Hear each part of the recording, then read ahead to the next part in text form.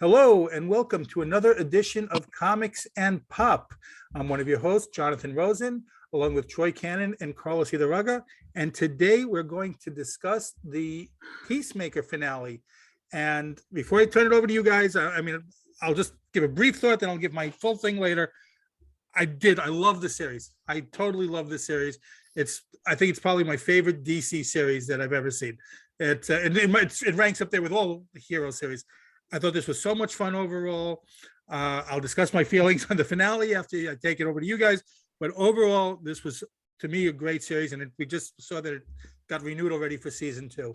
So I'll give my thoughts after. I'll take it to you guys first. We started with Troy last week. Carlos, take it. Give me your thoughts on the series, the finale, and the series overall.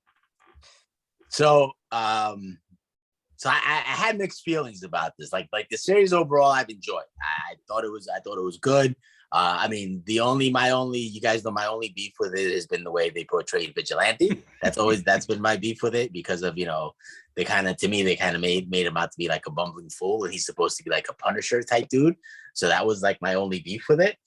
But I liked the way they closed it out. I loved the last episode. I loved the last couple of episodes. Running into the last episode, to me, were kind of getting a little dull, and the jokes were getting a little okay already. It's like every little thing is not a joke. It's like everything that came out of Vigilante's mouth is like, the guy shot his father, and he's crying. He's like, "Oh, are you doing face exercises now?" You know what I mean? It's kind of like they made him out to be retarded almost. You know what I mean? And it was starting to get, and then the scene when he's like peeing and his pants are down. I can't pee if something's touching my butt or something. Like it made me think of when you go into I remember going into the bathroom. When you're 5 years old and you see all the little 5-year-olds, pull their pants down to pee and stuff because that's the only way they know how to pee. So it's kind of like I don't know. It was kind of they were making them out to be. It was way too over the top. So I was starting to get a little frustrated by that. But the way the final episode broke down, I guess I'll break it down, I guess, a little bit later. But I love the way it ended, and it kind of made sense to me because to me, for a little while, do you guys remember Mad Magazine growing up? Love Mad Magazine. Mad Magazine was one of my favorite things in the world, and one of the things that they would always do is in every issue they would always make fun of a movie. Right, they would do like their own version of Superman or whatever, Star Wars, whatever movie was popular movie was out. They would do their spin on it, and that to me was kind of like what Peacemaker was like. It was kind of like mad, a mad version of DC. Like they were making fun of it almost. You know what I mean? So that's the way it was going with me. But the final episode kind of like brought everything together for me and pulled me back in, and I'm looking forward for season 2. Sure, give me your thoughts. Finale and series. The very first thought I had during the thing, it was good. It was really good. The very first thought I had was when Vigilante got shot, and I'm thinking to myself, there was a discussion about if Vigilante dies that we had, and I was thinking, this is going to come up later. Because I would have turned off the TV dead. Right there. Yeah, I thought he was dead, but I enjoyed it. I enjoyed it all the way through. I liked the pacing. Like I said, I liked the pacing. It was, Carlos is right. It was too much jokes. There were too many jokes, but they didn't change the pacing. Hey, Troy, real quick, can you say that part? What did you say? Carlos was what? Carlos he was definitely right. It was too much comedy in here. I like ultra violence. If you're a werewolf and you nip somebody just a little bit and then you run into the woods, I'm thinking that wasn't a werewolf. That was like a were-rabbit. If you're a vampire and you don't like rip the throat out of the person, and I'm like, this is a romance story. Do vampires say like just the tip? Do they do that? Just the tip. Yeah. They play just the tip. Right. So when you're shooting at people, you should be shooting at them. Unfortunately, I lived in a neighborhood where people occasionally lobbed rounds at one another on occasion. And when that happens, it sucks. When I was in the military, occasionally, there would be a round going up or down range. That sucks. So I thought, when it happens, it should suck. It's all dramatic in the movies where they're shooting each other in slow motion, all John Woo style. Somebody's jumping through the air and it's like, doosh, doosh, doosh, doosh, doosh, and you can see the bullets penetrating through the air and you see the whoosh and everything. That's cool, but that's the movies. That's not real life. I like it to be ultra violent. So when I was watching this, I was like, okay, all right, here we go. They just chainsawed a gorilla. This is what I'm looking for. But then Vigilante would tell a joke, or he'd stand there and say, "Which one is me? Which one is Eagly? Me or you? Who's Eagly? Me or him?" And I was like, "Okay, all right, it's still coming. The jokes are still coming. The pacing is the same, but I would have liked it to have been different pacing, but it was still good because they kept, they said, look, this is what's going to sell.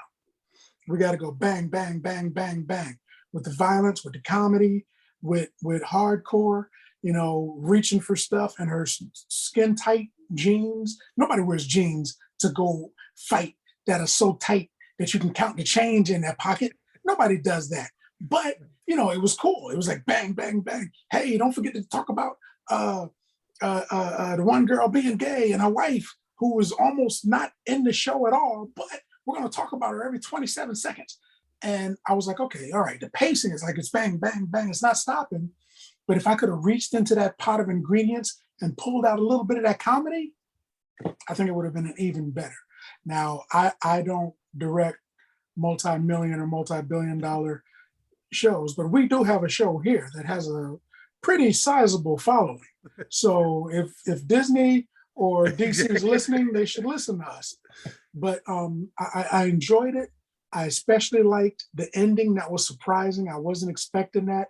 And when when I saw it, I was like, well, this is going to be all in the dark, because they clearly couldn't have afforded to bring in the actual actors, and they did. And that surprised me. So it was good. I enjoyed, not that they didn't have a lot of violence. Daddy likes violence. They had enough violence for me. It was good. It's just, I wish I could have taken out a little bit more of that comedy and gotten rid of it. It was too Guardians of the Galaxy, It's that director. I mean, so this is his style. Same director, yeah. There you go. But just real quick, before you go, Jonathan, this was like Guardians of the Galaxy had comedy in it, but it was well placed, and it was, it was smart. It wasn't campy. It wasn't over the top. You know what I mean? And they threw a couple of jokes in there. Rocket would say something funny, and kind of like Drax was kind of like the Vigilante, but not over the top, right? So I believe me, I love comedy. I love to see the comedy, but to me, it was some of the jokes to me they were like, it was bordering on corny almost. So, but go ahead, Jonathan. I'm sorry. All right, I feel a little bit. I agree a little bit with you guys say, but to me, this is the character. The character maintains the same throughout. It's not realistic if the character. I mean, people change, characters do change, but if that's not. But the Vigilante is this character. The Vigilante has been like kind of not getting like social cues, not getting a lot of the things that are being said, throughout on the regular, the subtext levels. He just takes everything as like surface. He is like Drax in that he takes everything far too literally in a lot of things. So to me, that's his character, and this is what he would do in that situation. I didn't mind the humor so much. I did like it. I thought we had enough violence. Like Troy said, there was a time, and beforehand, they all tweeted. I think before the episode came out, it was already renewed for season 2. So everyone in the cast was tweeting yesterday, "Oh, we're renewed for season 2 and everything." Then last night, they're starting to get shot. And like, oh, you know what? They may not survive this. They may just be saying that, congrats, and just to throw everyone off, congrats on season 2, but I'm not going to be in it. They're not. So there was a very brief window that I thought that maybe Harcourt or Vigilante is going to die. Just a very brief. I didn't think fully, but there was a little bit of doubt creeping in. And then, like I said before, I would have shut off that TV. That's it. I'm walking away. All right, Harcourt I could see, but not Vigilante. I am Team Vigilante. I'm fully in Vigilante's square. So it's circle. But here's my thoughts on the episode itself. Like I said, I love the series. And like Troy just mentioned, it was fun at the end of seeing, Aquaman and the Flash come through, the real ones from the movie, although they did keep out Superman and Batman still. And it was funny when he said, like, oh, nice job, dickheads, whatever. but here's one of the things too, and they did address it a little bit when she called up and said, can't you send the Justice League? Because that's always what you think in these movies. Like, if this is such a big threat, why aren't they sending the A-Team in? Why aren't they sending, the Justice League? Why aren't they sending, like with all these Marvel heroes, like, if they're fighting this thing that's, going to destroy the world, why aren't the Avengers coming in here to do this, in a standalone like Spider-Man movie or Daredevil movie or whatever it is? Why aren't the big guns coming out if it's this type of threat? So they did address it a little bit, which what I liked, but then they showed up at the end. So why weren't they there sooner? So, so they had to be a reason. The thing that turned it for me, and I'm going back to you guys, is you guys know how I feel on this subject. At the end, when they start talking, when she starts talking alone to Peacemaker, saying, we need 3 people, Judo Master is now on our side because we told him what's going on, but we need 3 people. All of a sudden, first of all of a sudden you need 3 people? that to me is like lazy writing. Why wasn't this established beforehand? Like, all of a sudden her character changed. She's trying to kill everyone throughout the whole thing, wipe everyone out. But now we need to keep you alive because we need 3 people to do this thing, for one. And then she starts going in for the, we're here. You don't understand. You're misunderstanding us. We're here because of, our planet was destroyed and we're trying to save you because this, and this. And they said, oh no, here comes the agenda pushing. The whole series has not been agenda pushing. Now we're going to be in the last series. We're going to be pushing an agenda. I don't care what side you're on any topic. I really don't. But I don't need to in my entertainment. I don't like agendas in my entertainment.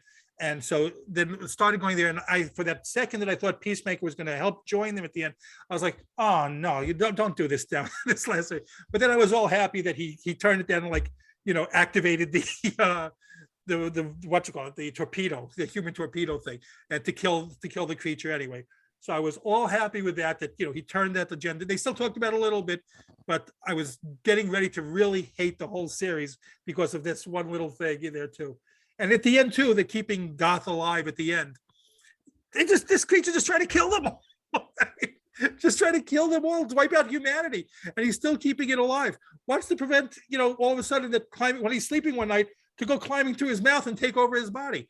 So I could see it. I was hoping that with season 2, there's going to be a new thing, but it looks like we're going to get a little bit more of the Judo Master and a little bit more of the butterflies in season 2. I'm interested to see where it's going, but I would have liked a whole new storyline. I take it back there. Let's see. So a couple of things on what you said. Like I agree with you on the political stuff, Jonathan. Like I don't care what if you're liberal or if you're conservative. It doesn't affect. I have friends who are. I don't care. Right. I don't care, but I love agenda in shows. I love it when they talk about it, because to me it's realistic. It brings current events and things that are going on in the world, and it brings it into the show. So it doesn't, like, for me personally, that doesn't bother me. But that's not why people are tuning in. Huh? People are tuning in to see entertainment. Well, to me, I was entertained. That doesn't bother me. That doesn't bother me, though. Like I said, to me, I understand and I respect the fact that that bothers you, and that's cool. But me personally, it doesn't bother me. I love it when like, for instance, like other shows that when they did the what is it? Oh man, I can't think. The one they did on HBO Max before this, when they went back to the Oklahoma bombings and stuff. What was that?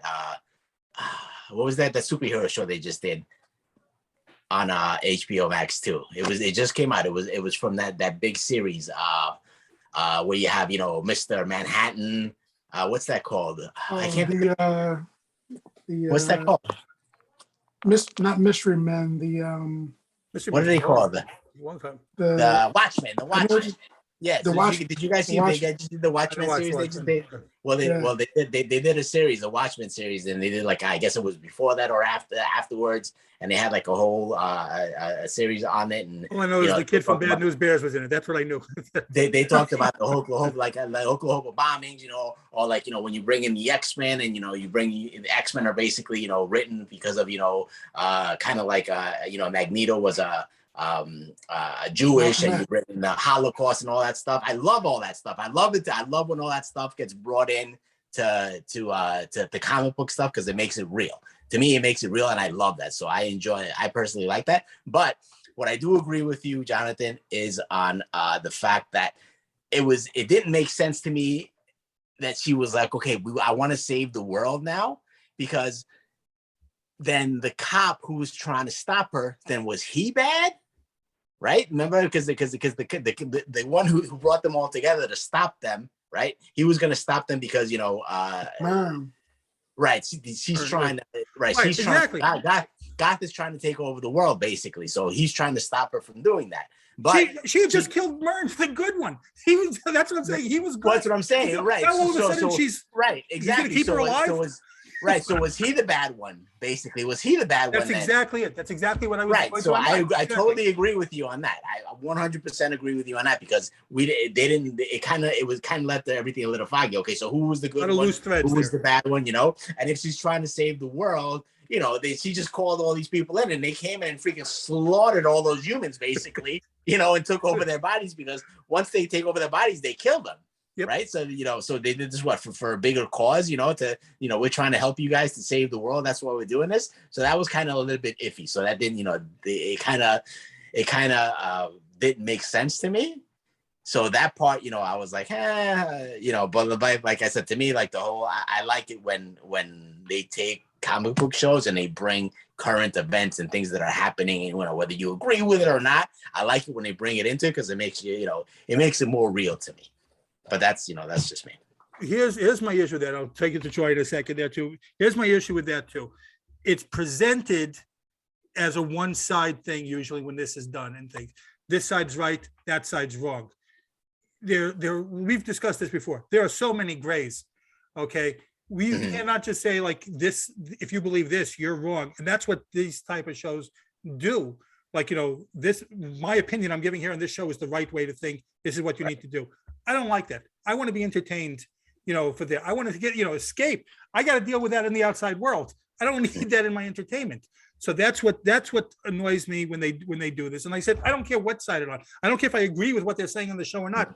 I don't want it trespassing in my show. And that's what it started coming into, to me there too. And I was like, oh, don't do this to me now. Don't do this, at the end of the show. Right. So at the same time, to me, this in a way, the Peacemaker was kind of like a fuck you to that, because she was trying to bring that agenda into it, and he was like, "Oh yeah, really?" Right. Yeah, that's what what I mean. I did like that at the end. Exactly. So, try take it. In a way, that was kind of like a F you to that, Right. But like I said, it's like I like the fact, I like that stuff doesn't bother me. I'll just say one thing. Troy, it's all yours to say. By the way, when I thought Vigilante was going to die for like that briefest of second, I was like, God damn, Carlos.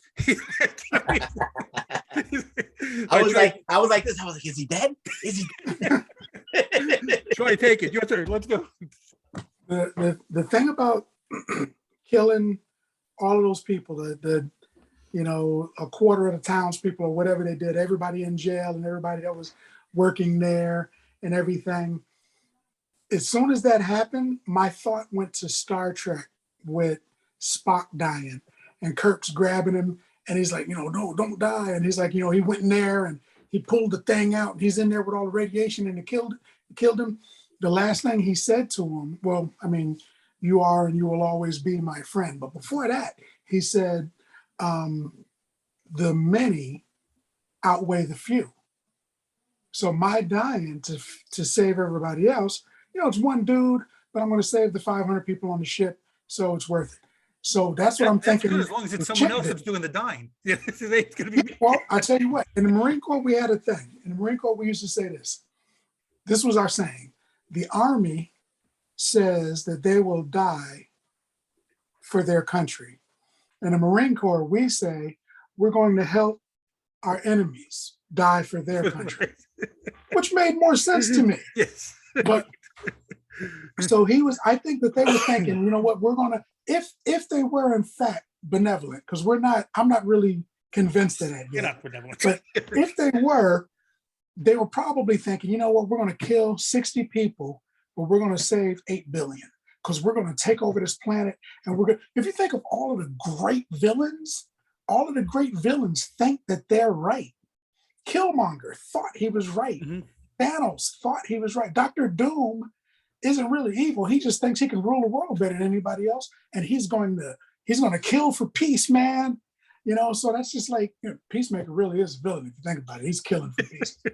But so they think that they can fix this world, but the only way to fix it, they can't tell people, hey man, you're doing this wrong, because they don't think that people will listen to them. They're like, we got to grab this world by the throat and we got to force them to do right, even if we have to subjugate them.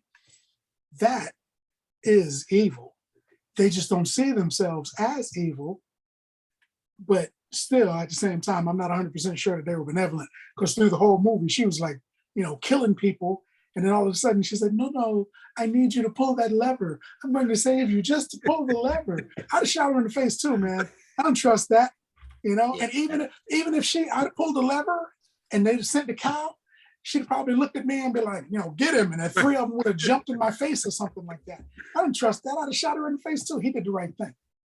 I think he did the right thing. Yeah, there's no way that they're benevolent. No way. They just killed all these people.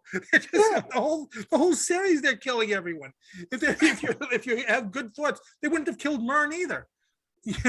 So Myrn, yeah, they killed him. So I'm thinking all right. There's 2 ways to see this. There's if she was telling the truth, then her and Myrn either just had a different idea on how to proceed forward. Myrn was more like, well, we gotta, I took over somebody terribly evil, right, but I'm going to use them for good, and I'm going to do good in the world that will help this world. And she's like, no, we need to take it over. So either they had 2 different ideologies, or Myrn, in fact, was the villain of the show the whole time, and we just didn't know it until the last few moments. But that kind of steals a lot from the show, because we were invested in Goth being the villain. We were invested in that, and then all of a sudden it's like, what's that one guy, M. Night Shyamalan? At the end of the movie, there's a twist. I hate his movies because all of his twists, out of 10 movies, 7 or 8 of those twists are gonna suck. So we are throwing down Troy because I like his movies for the most part. There's like 3 movies he did I like, but the rest of them, like that one with the village and everybody, the guy was like, we got to keep everybody safe, so we're going to act like there's monsters in the woods and stuff, and we're going to force these children to live out here in the woods, and if they don't, the monster will get them. I'm thinking that's not good. And then the twist was there were no monsters. I'm like, that wasn't the big twist of the movie. All right, we got a village episode. Remember, let's mark it down on the calendar. We got to do a village episode or an M. Night Shyamalan episode. I like this. I'm glad they're going to do another one. I don't think that Amanda Waller put them together and put them on this mission kind of because she was mad at him. She was probably, looking for an opportunity to blow up everybody's head. So if her daughter hadn't gone to the news, she was probably going to pop everybody's cap at the end of it anyway, because she was upset with these dudes. She was pissed at the end. Begin with her. Yes. At the end of it, she's even more upset. So I'm thinking, they've got to deal with whatever threat plus Amanda Waller. So I'm thinking she's probably going to send another team in there to get rid of them. Well, that's the thing. That's one thing that I wanted to discuss was the whole Amanda Waller thing, because her daughter basically sold her out. Yep. Right? At the end, her daughter basically sold her out. So she was feeling a little guilty for screwing over Peacemaker, Abadiah. She was like, right, obviously, right. She's trying to do the right thing. Obviously, what Amanda Waller is doing is wrong, right? Amanda Waller is some, she's a government agent, and she's using villains to kill, to do work, to do contract work for the government, basically. So obviously that was wrong, but that's Suicide Squad. That's basically what the whole Suicide Squad is based on, right? Yeah. So if she exposes the Suicide Squad, and then the government's gonna, probably, I'm pretty sure gonna try to put a kibosh on it. Is there gonna be no more Suicide Squad then? Basically, are we done with the Suicide Squad? So there is a number 3 coming out. They said that there is right, exactly. But I mean, I'm sure this has to put a little bit of a dent into it. They got to go a little, she said, listen, she's running this out of this prison. When you say that out in the world, everyone's going to show up at that prison, all the reporters, and they're going to try to out this to make sure that, they're done with this, right? Because, as a country, as Americans, they're going to be like, we don't like this. We don't want this to happen, right? Now the only reason it happened was because it was undercover and nobody knew about it. But now once it's outed and everybody knows about it, they're gonna, I'm guessing they were gonna try to do away with it. So I like to see if that ties into the next Suicide Squad of how they're gonna go about it, So that's going to be speaking of Suicide Squad. Did you see that Will Smith this week was talking about that there's a director's cut that makes the first movie much better? Everyone has a director's cut now. Everyone's got a director's cut. But now I'm interested in seeing the director's cut of that because he said there's a lot of one day we should put out the director's cuts of these podcasts and stuff. Because we say some good stuff before and after. I heard that, get Patreon that because of the popularity of this, Gunn is taking a second character and he's going to do another HBO special, another HBO series, but he won't name which character it is. I'm thinking it's going to be King Shark. I think that right now that episode has got to put DC in a little bit of an upheaval too, right? Because we know that there's an Aquaman movie coming out. We know that there's a Flash movie coming out. So when the Justice League showed up, we saw Momoa, and we saw the kid who's playing Flash, right? But obviously we didn't see Superman because we don't know if Cavill's going to be back as Superman. We didn't see Batman because we don't have a Batman in the DC universe right now, right? The Batman that's coming out, Pattinson, is totally not related to this DC universe, and they didn't show Wonder Woman, so we don't know if what's her name is going to be Wonder Woman anymore. So they already signed for a third. I think Gal Gadot's already signed for a third. Right, but I guess was she too big to show up or something? Well, here's one of the things you guys mentioned without jokes before. I liked seeing Jason Momoa showing up, like with the character, but I did not like them joking. I didn't mind Peacemaker making the joke. But then again, when the Flash made the joke, I was like, oh, come on. We don't, to me, it would have been better off like Jason Momoa, said something back, Kurt, this guy's, whatever, this guy's a loser, this guy's an ass, whatever, talking about what am I supposed to do? We just got the word, something like that. But they have, Flash did make the same joke, about, oh, you're fucking fish. So it's that kind of like, all right, this is too much now. We're forgetting the Flash doing the joke. If you think about it, so it's too much of the Flash does it then, right? But the vigilante Punisher killer guy who's made into a fool, he's cool. We like him. Technically, though, Aquaman is the only human hybrid. The rest of them are really mer people, so they're closer to fish. So technically, him and Mera, when him and Mera get together, she's a fish. Yeah. Who among us has not seen a dolphin or two that may be like, oh, you know what? Not that bad. Those manatees, they're kind of thick, dude. I'll tell you that right now. They're kind of thick. But, and actually, going back to your point with Vigilante, there were a lot of people that are upset. You could read these messages, but a lot of people were upset that he did change the character. You're not the only one. So, absolutely. Cena was Stephen talking. Cena was interviewed that they said James Gunn told him, don't even, because he was going to read the comics, and James Gunn told him, don't read the comics because it's not going to be like what you see in the comics. Right, exactly. So you know what I'm wondering about? You know what I'm wondering? There was another guy originally set to play Vigilante. Right. And they shot a whole bunch of scenes with him. I guess they had to reshoot because he backed out. I wonder why he backed out. I wonder if maybe he thought the character was way too over the top, and he was like, I can't freaking do this. This is. Well, they said that they had disagreements on the character. Right, exactly. So, maybe he was like, this is way too, you're making me look like an idiot, and so a little bit of artistic license, like with Thor. Thor's not a comic-y, kind of a guy, but they twisted it, and from our background looking at it, that's not Thor. But Chris Hemsworth kind of makes it work. So I'm on the fence about that because I'm thinking regular Thor, and I'm like, well, he wouldn't do that. And I'm thinking, well, this works. But then somebody like Captain America, who's closer to the actual character. So it's hit and miss. Like Drax, I think that Batista does a great job as Drax, but I also think that that's not Drax from the comic books. No, it's not. It's definitely not. He's not. That's not the guy. And he's not an alien. He's a guy. He's I can't remember his name, but he's a human, and he gets changed into that. So they completely morphed him into something else. It works for the movie, but for comic book guys, I'm looking at it, I'm like, So when I saw Vigilante, and I'm expecting, Punisher on a different outfit, screaming and gunning people down and machine gunning people, but then he comes out and he's morphing his face so they don't know what it looks like, and I'm like, what's going on? I'm thinking that Ashton Kutcher is going to jump out and tell me I just been punked or something, but I'm looking at it, I'm like, all right, and it kind of works, but it's kind of like what Carlos said. I'm looking at it and I'm thinking about the books I've read, and it didn't mesh. It works for the show, and for people who don't know the characters, it works. I got family that watches that Naruto and the Last Airbender, that guy Aang thing, and they're always screaming at the TV when we watch the live action one, because they're like, that wouldn't happen. And I don't know. My kids love that. Like, love the cartoon. okay. Love the cartoon. My kids.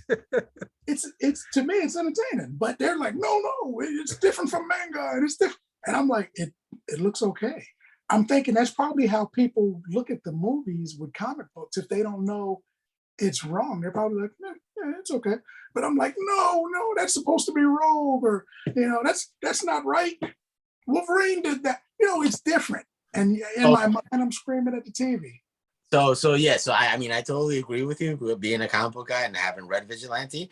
But even if I hadn't read Vigilante, even if I didn't know anything about Vigilante, to me, like I said, I love comedy. The show as a whole was funny, and a lot of funny stuff was said. But I think that past like the first few episodes, it wasn't. It was just over the top. It wasn't even funny anymore. That's what bothered me. You take that back right now.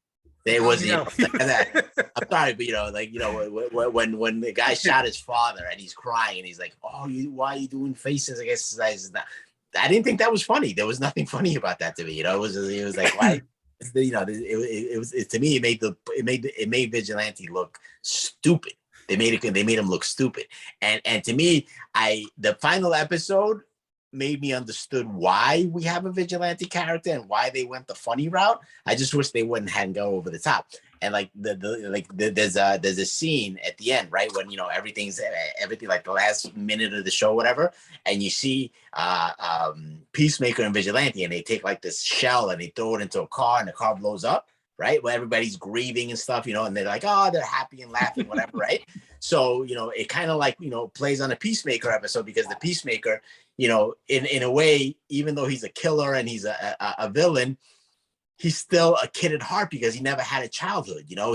His childhood stopped when he killed his brother. When he was a little kid, he killed his brother. So that, having Vigilante kind of helps feed into the fact that he's still a little kid at heart, because he never really got a chance to have a childhood, because of his childhood was so messed up because of his father, and he had to kill his brother. So I get the reason why they have Vigilante and why they made him a comedic sidekick. I just wish they didn't have it. I just wish they didn't go so much over the top with everything that came out of his mouth had to be a joke. It didn't for me. So that's the last. I'm going to tell the two of you this right now. Okay. If there's going to be any more blasphemy against the Vigilante, this show's done. I'm just telling you right now. I tell you, I am Team Vigilante. I'm going to get Vigilante tattooed across my chest. That's how much I do love this character. I get what you're saying and all that, but I do love this. I think this character does fit into the overall tone of the show. And, they gave...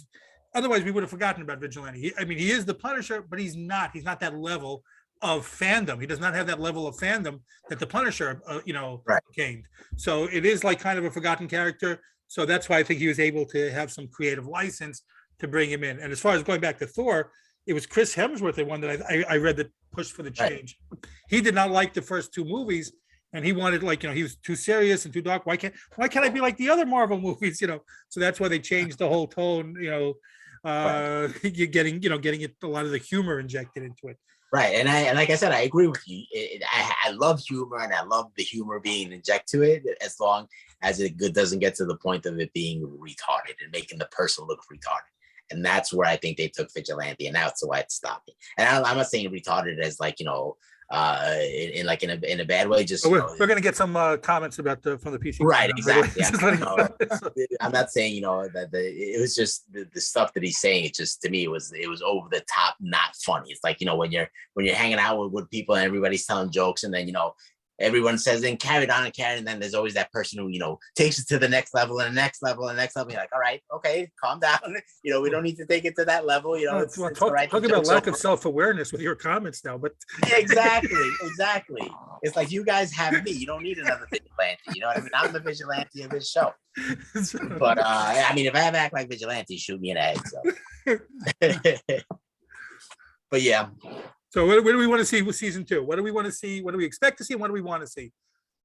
Yeah, Troy.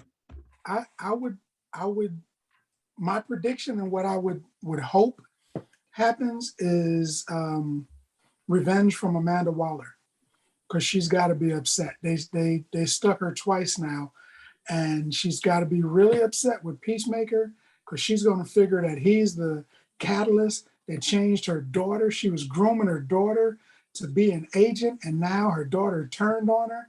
So she's got to be furious. And even though she's got all of this political weight on her now, she still has a lot of power. Mm-hmm. I mean, she just got up one day and just went into Belle Rave and started taking criminals, sticking bombs in the back of their neck and telling them to go kill people. You got to have a lot of power to do that. She's got to get past the guards, the warden. She's got to do a lot of stuff. She still has that kind of power, even though they're looking at her. So she's just going to be sneakier, or she'll do something worse and just put it all out in the open, and get some funding for it, have more money for it. It'll be another, arm of the, Blackwater or something like that. People will get behind it and be like, yeah. She could go rogue. But either way, I think she's going to assemble another team, and they're probably all going to be superpowered, not just, a bunch of people with guns. And I think she's going to send them in there with, hey man, I'll get rid of your life sentence if you go in there. Hopefully we see somebody like Bronze Tiger, or I don't think we're going to get Idris Elba. He's not coming back. And I don't think we're getting Harley Quinn, but we might get some other not in Peacemaker, but we might get him in the movie though. In the movie, yes. Yes. But in the TV show, I don't think we're going to get stars that big for any length of time. It probably costs a quarter of their budget just to get, Miller and Momoa right. and everything in there. So I think that she's going to assign another team, and the main team, the Peacemaker team, is going to be on a run for most of the movie until they can get those guys off their back. Well, overall, before we go to callers, what do you give the series as a whole? What number? 1 to 10. Series as a whole, I would give it a 8. Carlos, your thoughts? Where do we want to see season 2 and your rating overall? A rating overall, I give it I would probably say around a 7.5, 7.5. Like I said, I enjoyed, the majority of the show. Even Vigilante in the beginning, I thought was extremely funny. Just that towards the end, I thought it got over the top. But the show was good. I mean, I love the story. The story, even though it left a lot of plot holes in it, it was still a cool story. I like the dynamics within the group. Within his team that he has. The guy. It paints his beard, and the dynamics with the girl, and what's the name, Adebayo. I thought it was really good. She was really good in the show. So I love that. They were great.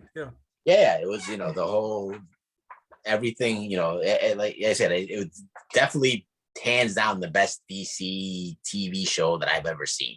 I mean, I can't think of any other DC TV show that I've enjoyed as much as this.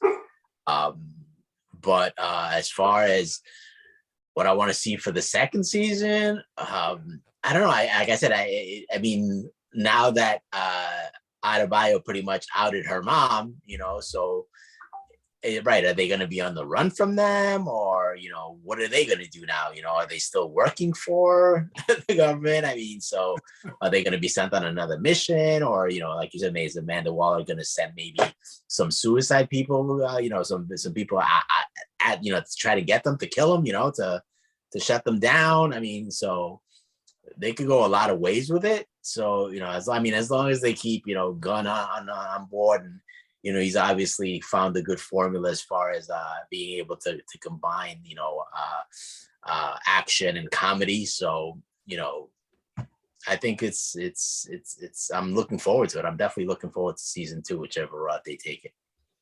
I'm more like, first of all, you gave Boba Fett a higher rating than Peacemaker. Oh man. Oh, absolutely, 100%. Boba Fett was a lot better than Peacemaker. I'm with Troy. I gave this series like an 8.5. Also, I love this series overall. I said even my little problems, throughout some of the things that I didn't like. Overall, like I'm willing to wash it away just because I love this series so much. I thought the cast was great. Everyone played their roles really well, and like I said before, I would have liked to have seen them go in a different thing because we still now have butterflies. We still now have judo master. I guess it makes sense, that we could get some revenge there, but I wanted a whole new storyline. If some of those things come into play, I can get it, but I do want a whole new storyline for season 2. Definitely want to see what Amanda Waller does. I definitely want to see what she's going to be capable of with them. But this was fun. This was a fun series. And you know what they can do for season 2? They can all become Black Lives Matters activists. That's it. But anyway, let us know in the comments what you guys think. Let us know what you like, disagreed with, agreed with, what you want to see coming up. And again, thank you for watching. This has been Comics and Pop. I'm Jonathan, along with Carlos and Troy. And please subscribe.